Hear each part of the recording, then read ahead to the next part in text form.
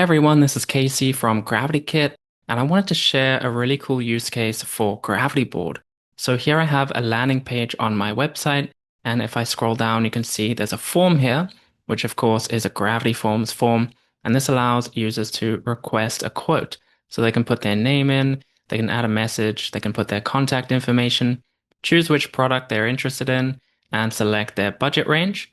And then when they submit that, that gets fed through to my sales pipeline here, which is powered by GravityBoard. So this is kind of like a CRM lead tracker system that I built. So as you can see, new leads go into the new lead column. Once they've been qualified, they get moved to the qualified column. Once a member of the team has actually contacted them and followed up, that gets moved to contacted. And then eventually we send a proposal. And once the lead has been closed, it's marked as closed.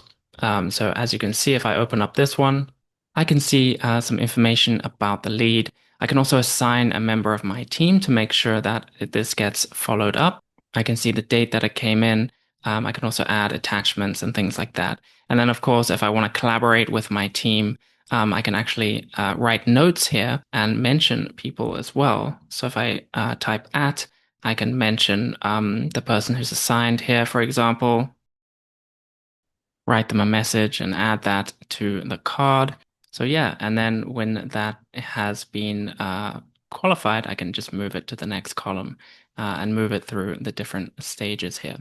And then, of course, if I want to see the full entry, I can open this in Gravity Forms here by just clicking on the three dots, View in Gravity Forms. And now I can see the full entry here in the Gravity Forms backend. If you want to get more information about GravityBoard, head on over to our website at gravitykit.com or check out our live demo at gravitykit.com/demo/gravityboard.